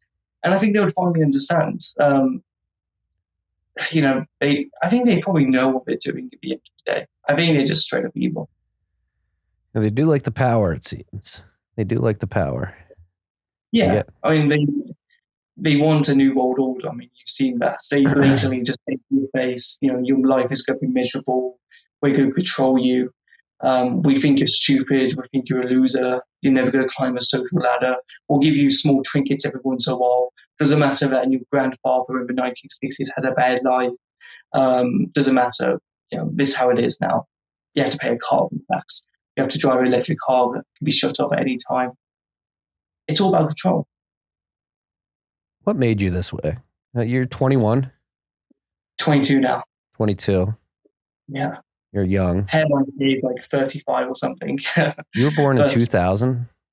1999. So 1999. Not really his kid, but close, Yeah, I was born in 91, so we're bookending the 90s here. That's not too bad. What are your... It's a weird one. It's a weird one. So I didn't grow up with a father or anything, or a very good family. So my early years were spent totally online, right? So I was in these communities, and I hopped around thinking, Reddit's so great, and I was going to become one of those Reddit guys, you know what I mean? One of the soy kids. And then I discovered this app called iFunny. And at first, it was just like offensive, dark humor that was interesting. And then it had some very interesting people on there that had this type of knowledge, but years on. Like the whole Jeffrey Epstein thing, before it actually came, to the mainstream, I knew about it 2 years before most people did on this app. It honestly was the main thing that kind of introduced me to Christ a little bit, because it was perceived as cool on there. In 2015, it kind of dug into my mind a little bit. I kind of started seeing the memes and all this other stuff, and I grew through that community of it just culminate, I can't say the word. It grew into a mindset almost. And then I thought at first, well, maybe I'm just terminally online. Maybe it's just, internet stuff and it doesn't translate into the real world. But when I keep doing this, it really does work. Like if you grew up with, say, Instagram, you would have huge issues. Same with Tumblr, same with maybe Facebook, maybe Twitter. But I've gone down a rabbit hole that's incredibly toxic. But at the same time, it's correct. Why do you say it's toxic? What's toxic about it? I think you seem crazy for 2 years before it actually happens, Sometimes I just run up to my friends and I'm like, there's an elite group of pedophiles that are controlling the world. You're foaming at the mouth. And we're like, okay, take it meds, Miles. And then a week later, it's like, Jeffrey Epstein arrested, molesting, half of California or something. It's just these things that happen. I find about things weeks in advance, and then it hits the mainstream and everyone's like, damn, you're right, Miles. And I've kind of got to the point where I disregard sound advice and it somehow works out, so it encourages me to do it again. What kind of sound advice are you ignoring? Don't go to a war zone for a hot day. Don't take your money out of the bank and invest in cryptocurrency or the S&P 500. Don't drop out of university and then do an online degree that only takes 1 year and $1,000 compared to $27,000 for 3 years. Don't work an online job and outsource it and then profit the difference. That type of stuff. I always find like really stupid shortcuts. It's like watching Better Call Saul, Breaking Bad. You see them pull some strings. And then you think, wait, you can do that in real life, and you just can't. The whole world's a theatre, and you can just kind of play along and cut in line, and then somehow it works. Yeah, you can manifest your own reality and bring Like, better values like into the world. like for example, one thing was, in order to go to South Sudan, you need a visa, right? And to get the visa, you need to have a tour guide. And a tour guide costs a minimum $3,000 because no one wants to go to South Sudan. It's hell on earth, right? So what I did, I went on my government website and created my own company. You can search this on Company House in the UK, by the way. Global Tours Limited. I registered my company for $12 roughly. And I wrote to the embassy saying, I'm a registered tour company in England named Miles Routledge Global Tours Limited. I want to give myself a tour, and I will keep myself safe, and I insure myself, and I will look after myself. And they approved my visa. And it's the most bureaucratic nonsense. Same with Afghanistan, same with every other country. You just abuse a system, and it works, and it shouldn't work. You know what I mean? In any normal state of mind, if this happened 100 years ago, they would laugh you out. But nowadays, like you said, it's a clown. And you've probably done similar things where you've had to deal with some nonsense and you have the easiest, dumbest solution and somehow it goes through. Yeah. I have had some of those situations, not war zones or anything like that, but I've snuck into VIP sections that I wasn't supposed to be in. I've finagled. I mean, I wasn't even driving under the influence of alcohol, but one time in Missouri, I got roped into a DUI checkpoint in the United States. That's unconstitutional. Most people don't realize that. And I talked to the officer, tried to get me out of the car and take a breathalyzer. I said, no, I'm not doing this, and just stayed steadfast. And most people would have gone through the motions, but I was just like, you can't do this to me, and got out of that. And I think I have not taken it to the extremes that you've taken in terms of going into war zones and shooting guns with the Taliban. But I think mentally I have this very aggressive aversion to authority telling me what to do with my life. Yeah. Same. The only authority is Christ and your family, maybe, right? And everything else is just something that you can only give power. And if you take it away, they can't do anything to you. Yeah. It's all mindset at the end of the day. Exactly, yeah. I mean, a lot of the time it looks dark. Every few months, I kind of have like I wouldn't say a small breakdown, but I kind of just sit on my desk for like 5 minutes thinking, holy crap, what am I doing right now? You know, things are going really badly. And then you pray and then it turns fine. And that's usually what life is. So if you want to go against the grain, for people listening at home, I highly encourage it. You know, do it at your own risk, but realize that's what the elites have done, but they've done it not ethically. As long as you do it with a good intention, you can play their own game against them. And that's what Bitcoin is, really. That's how it all started, and now look at it. Yeah.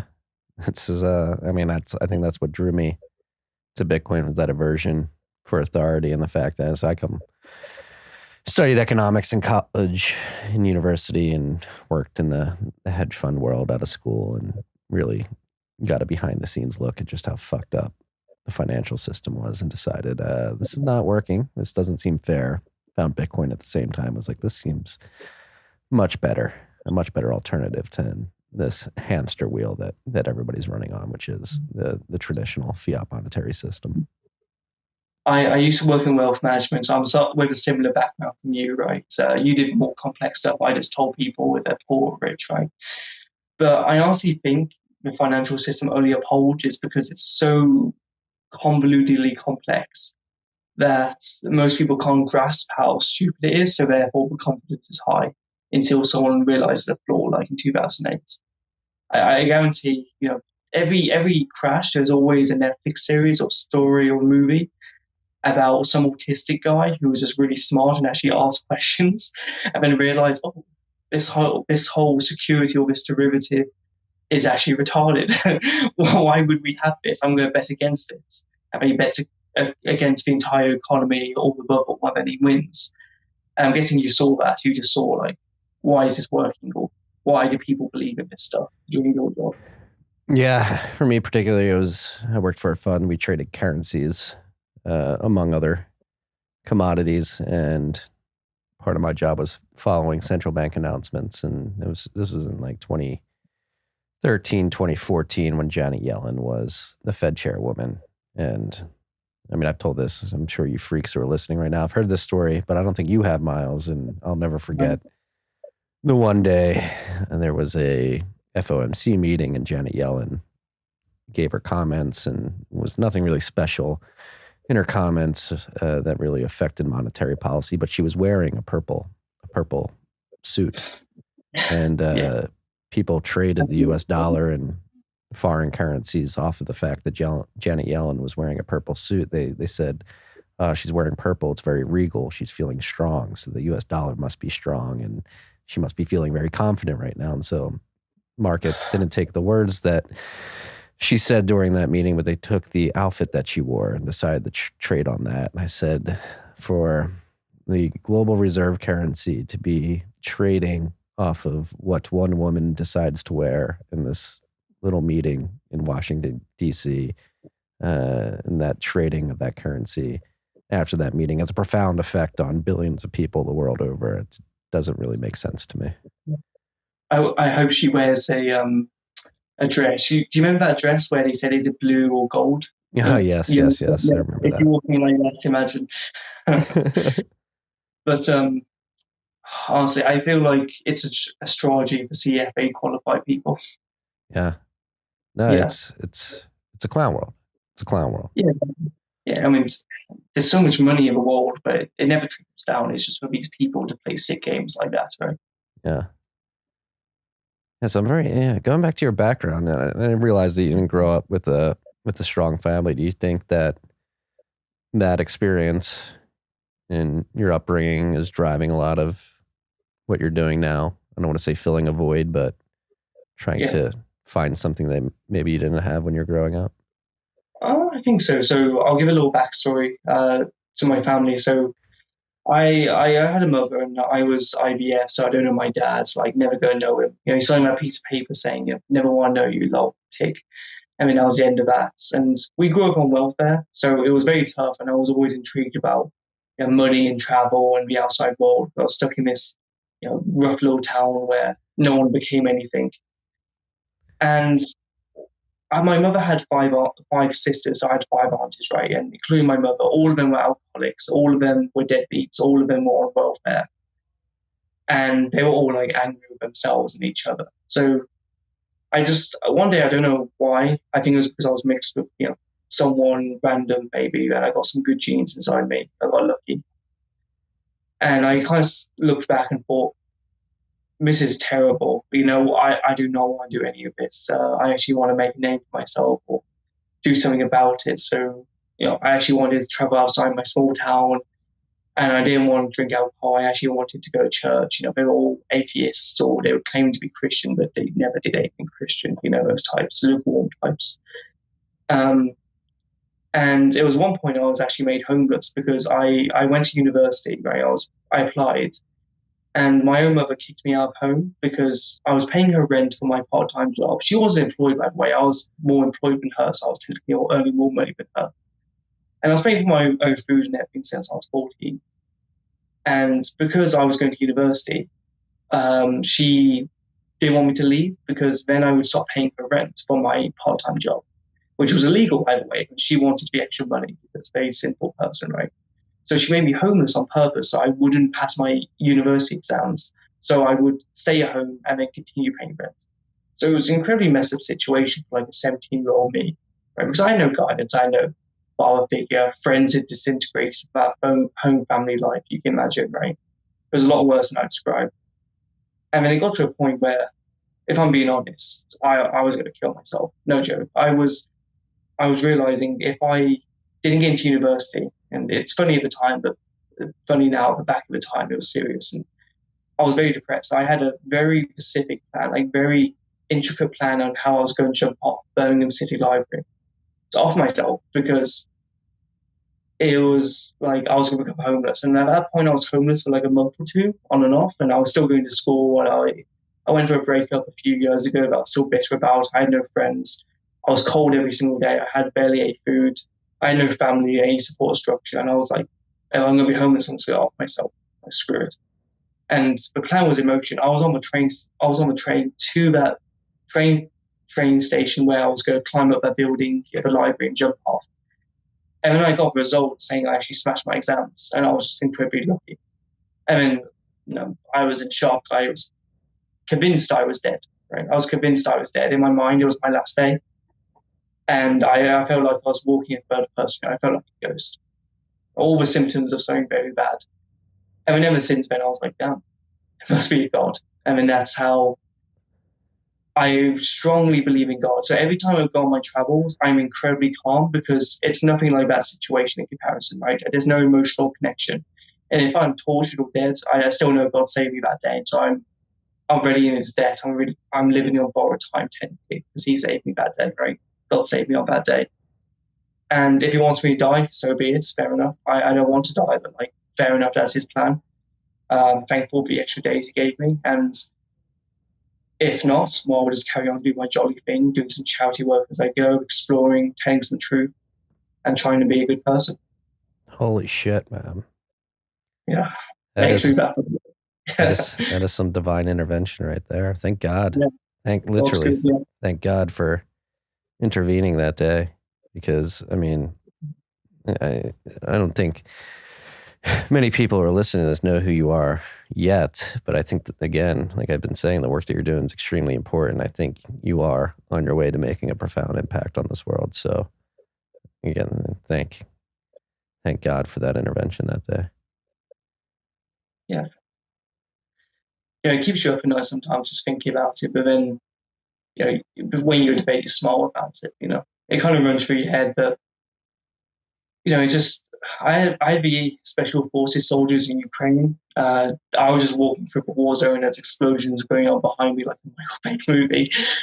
It's weird thinking back, but I was just stupidly calm, more calm than I am at the self-checkout at grocery store because things annoy me. But they asked me why I was so calm, and I just told them the similar story when we had a time to sit down, and they were like, we've all had something similar, it's just what guys do. Yeah. How we deal with it. Same with my girlfriend, by the way. She hasn't had a similar situation, but she's been, in something that's comparable. And I think that's what separates the elites in the world, the ones that live a cushy, happy life, which sometimes there's nothing wrong with that, right? But it separates the ones that actually build something of themselves. And, I can see why men nowadays offer Jordan Peterson or even Andrew Tate. I can see that.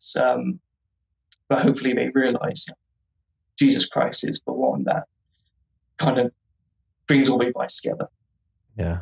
That's maybe an all rant, but that makes sense. No, it's a very beautiful story. I mean, I don't know if beautiful is the right word. Thank you, man. Could have been tragedy, but it turned out to be something beautiful, right? We're here now. We're talking, and so what in terms of making a man of yourself and becoming the person that you want to be with this extra time that you have on this world, what do you envision the trajectory of your life being like going from here? This is what I hope for, but I don't always get what I hope for. So I want to marry my girlfriend, right? We're very Catholic, so we're obviously waiting for a lot of things, and marry her. 5 kids minimum. No joke, I want 5 kids. I know it's gonna be hard, and I'm probably not prepared for it, but 5 kids, right? And let's say some of my ventures take off and I blow up on, say, YouTube or something, but I just hope it happens, right? So I can have the best of both worlds, and I've got a nice cushy little bit of savings. I buy a house in the countryside, nice little bit of land, nothing Bill Gates size, but something nice. And when I retire on, say, a dividend fund, and my Bitcoin and my crypto is appreciating in the background.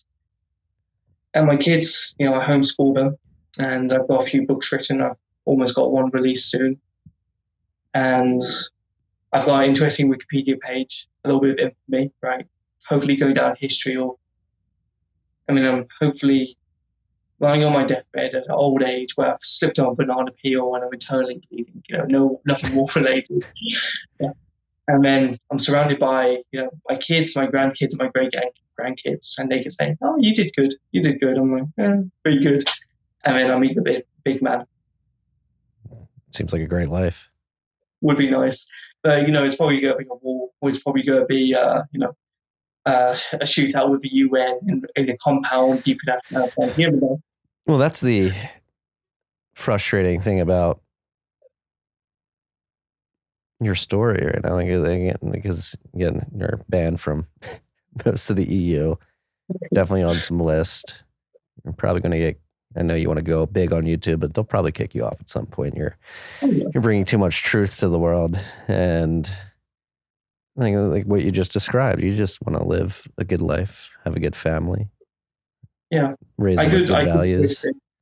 I could twist her and say, "Oh, I just want to explore diversity in third world countries to show how great they are, and just build into big nonsense." But I think they know what we like, so I have this fantasy, and you probably have the same. You have a few kids, but you obviously want like 10, right? Was it 10? I mean, I would think 5 would be my number as well. I would have 10 if I could, but where since I'm a bit older, my wife's a bit older, 10 may not be in the cards for us. We have 2 right now. We're certainly having another, and it'll we'll see after that. I'll just put it that way. So I think like all guys secretly have the same dream of many kids, land, independence of their job, so they don't want to work in like say Starbucks for the rest of their life, and then just a happy little retirement and go very quietly, with a happy life. But with the way things are going right now, I think we've had too much prosperity in the West, until recently, and now it's going downhill. And there's going to be some big trigger event, and everyone's caught in crossfire. So, hopefully, if I have to go, in a war. Let's say I go very quickly and into some glory, like some video game. It's probably going to be like bleeding out, screaming. But that's what I mean.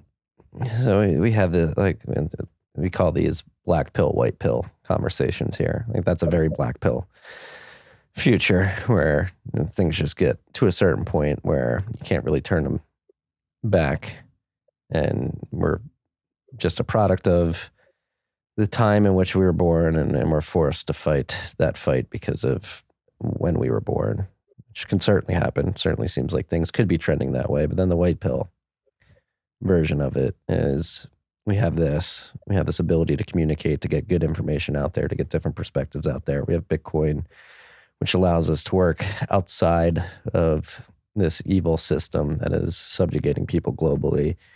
And I try to stay on the white pill tip where it's like, hey, things are bad. And so let's be real. Things are very bad.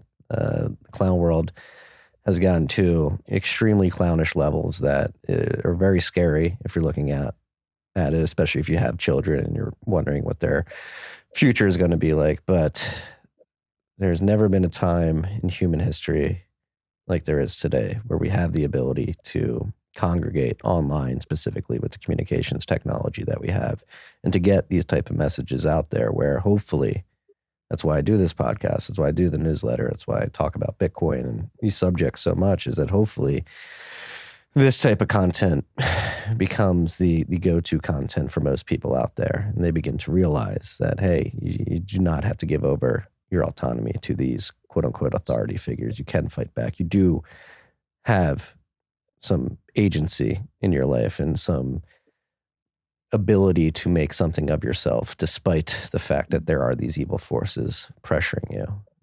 So that I completely see the black pill, and I get black pilled myself, and I have my days where I'm like, this is where it's going. This is just a product of when we were born, but most days for me are white pill, where I think we can win. We have a better message. We have better ways of communicating. We're smarter than these people. We're funnier than these people. And you can really change minds with good humor, which I think your content does a great job of highlighting as well. And I do think, again, talking about divine intervention, I think with Bitcoin and the communication technology that we have today, maybe that was God's way of saying, hey, here's your way out, humanity. Mm-hmm. Here's the way to get out of these demonic forces that are forcing you into this digital panopticon. Begin spreading these messages, propagating them, and not only propagating them, but then on the back end actually implementing the messages and the values into your life. Oh yeah, because hard physical currency, especially in the third world, has put more people into poverty than Bitcoin has actually ruined people. Bitcoin has only, ever since it's been invented, has made people rich in general. I mean, if you're an early investor in Bitcoin or cryptocurrency, a lot of the time you do make bank. And that's been excellent for some people that would never have an opportunity in this cloud world. I mean, you've heard Sam Hyde's story, right? Yes, I know Sam Hyde. Yeah, I mentioned him once, but I've seen his video about how he maxed out a credit card to buy Bitcoin, and everyone laughed at him, right? Mm-hmm. And then he made millions off it. Off that, I think it was $20,000 he spent. And he never paid back the credit cards. Yeah, he never paid it back. They called him. They're like, "Hey, you need to pay us back." And he's like, "All right, I'll pay you $1 a month." And they were like, "Okay, we'll take it." It was like $3, $1, and they're like, "Okay, sir." And then I think 10 years later, they called him saying, "Okay, so please settle." And he's like, "Yeah, I've got like $200 on me." And they were like, "Yeah, we'll take it. So these people, they become powerless before they could take away all your possessions. If you need a laptop to work and earn a little money, they'll take that anyway because they're soulless. But nowadays, they're begging for pennies on the dollar because they realize people have other means of storing wealth through Bitcoin and cryptocurrency on blockchain. Yeah. And it's never going back for them, No, again, this is a beautiful thing. And I think you don't even have to be an early investor. I think the stat still stands today. If you have bought and held Bitcoin between any 4-year period that started in 2009. So if you bought right now, if you bought in 2018, you held for 4 years, you're in the black. Your purchasing power has increased. And I think that will continue moving forward as long as you lower your time preference and you're willing to save for an extended period of time, you will see your purchasing power increase. Oh, yeah. I think the stupidest thing I ever did was it keeps me up at night sometimes. I think it was when I got to university, you get given like a maintenance loan, but you never have to pay back, basically. And they gave me, I think it was $3,000 equivalent. And I thought, well, I'll buy some cryptocurrency, my first time. So I bought one Bitcoin for about $3,500, right, at the time, maybe $4,000. And it went up by $1,000, and I took out, it went up to 4,000, 5,000. And I thought I was a genius. I thought I did some 4D chess and I made $1,000 like in the space of 2 months. And now I didn't hold and I missed out so much. And that's my biggest regret. Hey, you only have to learn that lesson once. It happened to all of us. And I have very similar stories in my Bitcoin journey as well. Yeah. I'm guessing in the Discord that you're in, you see a million stories like that, right? I've never been on Discord, actually. Discord is, I'm too old for it. It's a grooming ring a lot of the time. It's true. Well, there's a secret underground community that iPhone is exposed, and it's probably going to come out in a few years, maybe, or maybe it's just going to become niche. But there's secret LGBT group chats in Discord, right, in the channels where they just groom people and convince them that they are trans and so on, and then they get like sexual pleasure off transforming innocent little kids into like the little hell-spawn trans kids. So they become their friends, they groom them, and then they tell their parents, they tell them exactly what to say, or which doctors to go to behind their parents' backs, or which counselor to go to. It's a massive network. And of course, it's all anonymous, so it's very hard to like prove or stuff. But it does happen very consistently. There's a lot of grooming going on in Discord. It's why you got the stereotype of that neckbeard Discord user. Yeah. Same with Reddit. Well, this has been around. I remember AOL chat rooms where there was a lot of grooming going on in those back in the day. And this gets back to the values of strong family, something that has become completely put on the back burner in Western civilization, especially as both parents have been pushed into the workforce. It's hard. I don't think we should blame most people for this. They've been forced into the workforce due to the fact that the money is being debased at insane rates, and most people don't realize it, but they don't even have the ability to be the best parents they probably could be, because you have a situation at home where both parents just aren't able to be present 24/7, 365, or a material amount of time that would allow them to have very earnest and honest relationships with their children, and their children end up on Discord where they're susceptible to being groomed. Exactly, yeah.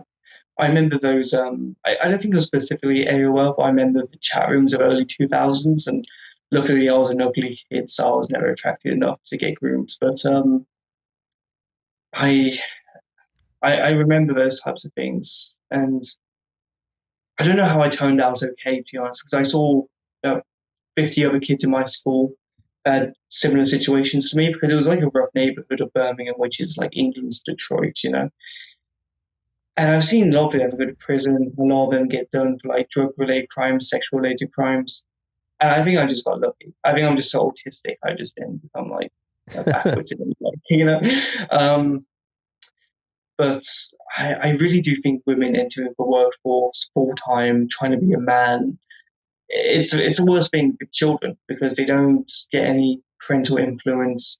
Now the world is reliant on a man and a woman both going to work, both very exhausted. Neither of them actually spend time on the home and install family values because they're so exhausted from working. And I don't think women understand it, but like if I was a woman, I would love staying at home. Think about it, you've got the TV in the background, you're listening to a podcast maybe, you get to bake some delicious foods, meet up with some friends midday for brunch or whatever. You got some tough areas, but compared to working 9 to 5 or some elite jackass, excuse my language, doing Excel spreadsheets, burning your eyes in a dark office, listening to some gossip by the water cooler, it's infinitely better to be a housewife. I'm not saying I'm trans, but damn, if I was a woman, I would love that lifestyle. And it'll be so rewarding. Because, right, imagine one day you get told as a woman, you having 5 children will produce 1 million children in the next 50 generations. Because if humanity continues, that is true. If you have 1 child, maybe nowadays that child will produce 50 others, and so on. It'll go down a huge family tree. I mean, imagine one day as a woman you die, and then you see that whole generational family. That would make it worth it. Yeah. A lot of women are going to get triggered by that, but I mean, I can see. They aren't women to value anyway, I've got to admit. Well, hey, there's utter respect for the women in my life that are working full-time jobs, and it's. Yeah, I mean, the ones that they're the ones that have to, because the situation's so messed up. It's now a cycle. Because they have to, because there's no good men as well. So I'm going to trigger the weak men, but they suck as well, because they don't install good family values within the women. It's just self-perpetuating, if that makes sense. Yeah, no, I know. I mean, I am lucky enough that my wife is able to stay home with our boys, and it has been an adjustment. I mean, she was working in the workforce in the advertising business for a while. At one point, she was the breadwinner in the family when I was unemployed, after I decided to leave finance and get into design. And she left work after our first son was born, hasn't been back since. And yeah, it is an adjustment. It is going to work every day and dealing with people your own age and working with people your own age is very different than dealing with children. And again, due to the fact that both parents have been forced into the workforce, there is, I think we're going on generation 2 or 3 where this has been the norm. This trend started in the 1970s, and there is this, yeah, exactly, quote unquote norm. There's this mass rewiring that probably is underway. There is a lot of strong trends towards homeschooling and mothers staying home with their children in parts of the United States here after COVID happened. I think that was one of the silver lining positive externalities of the lockdowns, is people were forced to stay home with their families. And they were like, holy shit, I love this much more than going to work. And people are trying to figure out how to make that happen. But yeah, no, there is this cultural, again, quote unquote norm that's been normalized over the last 5 decades, where a lot of people would take offense to this conversation that we're having right now. But I do think there's a lot of, I think I would agree that this is the way that people should be brought up, and this is the type of family structure that you should strive for. At the end of the day, I'm not. Exactly. We'll get called misogynist and assholes, but I can't not speak. my I truth embrace here. it. If that makes me a misogynist, like I think I definitely am better. Got to admit.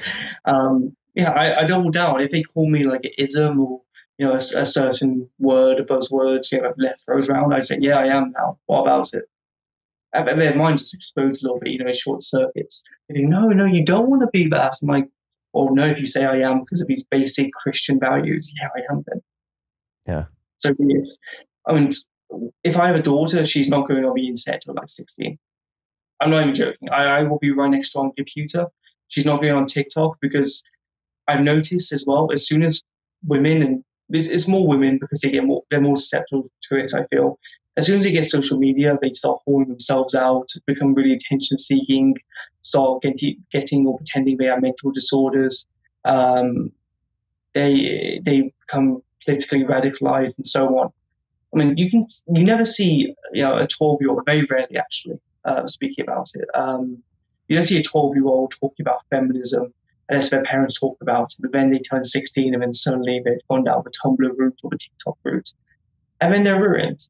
But if you keep them, homeschooled and without getting groomed online in these social medias, they turn out just fine.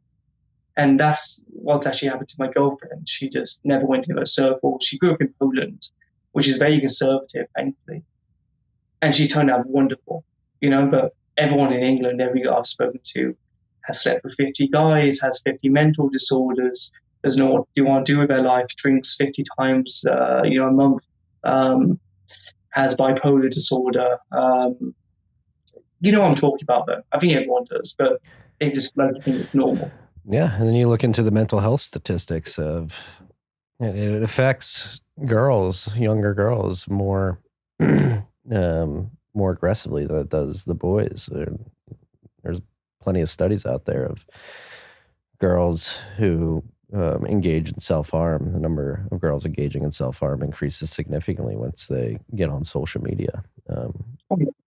I remember I used to be on a school council thing, really dumb, but I walked out of this and there was a meeting going on with a bunch of girls sitting on a table, and they all had their sleeves rolled up, school uniform in England, so you can't see the wrists. But every one of their wrists looked like barcodes, just cut up completely. And it was about like half the girls in my class have just been cutting up. And that was just the dawn of mass social media, 2011 roughly, 2012. Just imagine what it's like nowadays. So over 10 years, everyone's grown up and realised that's messed up. If this happened in the 1900s, it would be like unheard of almost. Yeah, no, it was. I talk about this with my wife because she's a little bit older than me, but so she went through high school and most of college before Facebook and MySpace really took off. And she said, like, I can't imagine what my life would have been like in high school or college if I was on Instagram and saw my friends were at a party and they didn't invite me, like what that would do to me emotionally. Like just having access to that type of content would have affected me materially. Yeah. And then halfway across the world in Afghanistan, the US was rocking up to villages in 2017 that haven't had outside contact in years, and they would ask, "Are you the Russians?" So there's a huge disconnect in flow of information, that's damaging people in the West, and then people in Afghanistan that are just living in a village of 50 people, content and happy, not knowing the outside history of the last 50 years. Yeah. I think their world is backwards. I've got to admit. I'm not for Islam in anything, but having that isolation of information, and they're still very happy. Like with Mormons, and actually not Mormons. Sorry, one group of people. Amish, that's it. Those Amish people usually, you've got some messed up communities in the Amish world, but the good ones, they're living the dream, man. Yeah, the less orthodox Mennonite sects that you find them in Appalachia. They live incredibly. I come into contact with them in northern Tennessee specifically, which is where some of my Bitcoin mining operations are, and they just live off the land. They're very happy. They're very community driven. They support each other, and it doesn't seem like a bad life. Yeah. I've got some contingency plans if something really goes wrong, like if I become wanted for Interpol or something that's incorrect and the whole world comes against me. First choice was Argentina, of course, like my great grandfather. Joking, but I honestly would just run to the Amish. I mean, you could cross the U.S. border very easily, so I just fly to Mexico, go to the U.S. border, they invite me back and say, "Oh yeah, we got loads of free jobs here, SA," and then I jump across, and then I go to the Appalachian Trail, and then find these people and try and integrate into that community, maybe, because they're never going to find you there, are they? You're just there's no surveillance, there's nothing. No, it's actually something that's beginning to bubble up here in the States, in Amish country in Pennsylvania, which is the state that I'm from, in Lancaster. There's an Amish farmer who's been growing livestock and crops without antibiotics or GMOs or fertilizers even. And he's been processing the meat and selling it to people within a private co-op that he's been running for the better part of 2 decades, I believe. And the USDA, one of the regulatory bodies here in the U.S., is trying to shut down his farm for not complying with their regulations. And he's literally just an Amish dude who's farming the way humans have farmed for thousands of years since we became an agrarian society. Apparently, yeah, you've got to pump the animals with soy, 50 preservatives, red 40, cancer-causing chemicals, steroids plus estrogen, microplastics, and then it's just a healthy meal. I don't understand why these farmers don't understand the reply. When we were cavemen, we were just dying because we didn't have enough soy in our diets and enough microplastics. It's gone so much better. Yeah, it's that's the rabbit hole I've been falling down the last year. So I've become like a big. We've got something going on here called the Beef Initiative, where it's Bitcoiners essentially realizing. Well, it's this dude, Texas Slim, and a rancher here in Austin, Texas, Cole Bolton, have realized that the food system here in the United States is completely screwed up, particularly the centralization of livestock processing that exists in the United States. And they're trying to create this network of ranchers that will sell their cattle and other farming products directly to consumers. And so, and not only that, but sell them for Bitcoin too. And so it's called the Beef Initiative, and that has led me to go shake a bunch of ranchers' hands and buy a bunch of beef in bulk and put it in a freezer in my house. And I can tell you the quality is far superior to anything that you could ever buy in the grocery market. Going to these farmers who treat their cattle correctly and developing a relationship with them, more importantly, to understand why they do what they do, how they do what they do, and have a connection to them so that I have access to quality beef has been probably one of the highest leverage things I've done in my life in the last decade. You're making me hungry. British food is just terrible. So a good Texas barbecue is known around here. We've got this all around Texas. You've got guys who've got the best barbecue, the best meat. So when I come visit, do you mind if you point me in the direction of a good steakhouse, maybe? Something that's homegrown and lovely done, smoked, We'll don't worry, we've got plenty of barbecue joints and steakhouses that we'll parade you around the city and in the area. Maybe we'll go out to Lano and go to Original Cooper's. It's a nice drive out in the hill country. Oh, that's going to be good. Thank you. My friend today, he wanted to go to Subway instead of having a real hearty meal. And I told him the story about how Subway bread has so much sugar in it legally cannot be called actually bread in the US. And they had to negotiate with lawyers back in like 2017 or something to reclassify it as bread, through bribes and so on. But it's gone to that level. Oh yeah, and then again, the money's fucked up, the energy's fucked up, the food's fucked up. You use shitty money to buy shitty food and produces shitty chemical balances in your brain, which produces shitty thinking, which produces the shitty results that we're seeing in the clown world. It all trickles together, everything here. Well, we're still going to win. That's the funny thing. So, we've just been exposed to basically poison every step of the world, but we'll be victorious. It'll go down in the history books. We'll laugh and dance on these satanic people's graves. Jesus will thank us. And then yippee-ki-yay, we save the world at some point, hopefully. That sounds like a good plan to me. Yeah. Miles, we could talk. We're going to do this again in person when you come to Austin after you go to Sudan. We've been on for almost 2 hours now. Oh yeah, gosh. Sorry. No. Usually we do 2 to 3 hour rips usually, but I want to make sure that we highlight what you're about to do as much as possible and how anybody who's listening to this may be able to help you out in your endeavor into Sudan, because I think it's a really cool initiative, a really cool trip that you're about to take with really it would be a really good outcome if you're successful in doing what you want to do. Thank you. I called the embassy today and it was a funny conversation. So it should go well. Oh yeah. What Brilliant. Yeah, I can't wait for you to have a successful Sudan trip. Come to Austin. You can sit in this chair right next to me. We'll talk about that trip, how it went down.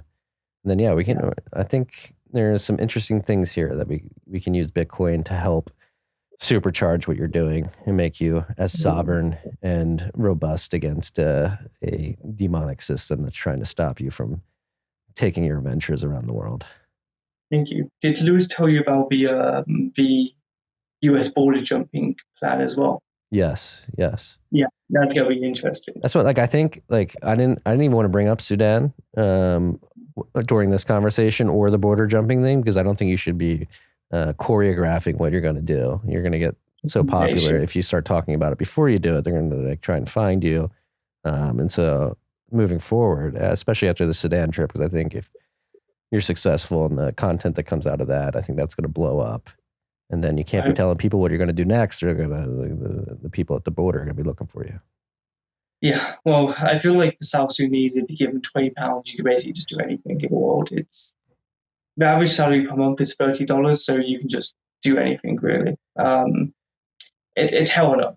It's hell enough. But I think I'll try and make something good out of it, and I'll try and bring you back something from the country that is kind of nifty, it's kind of neat. I'll see what I can find. Hell yeah. Well, yeah. We're going to talk between now and when you go to Sudan. But that sounds like a plan.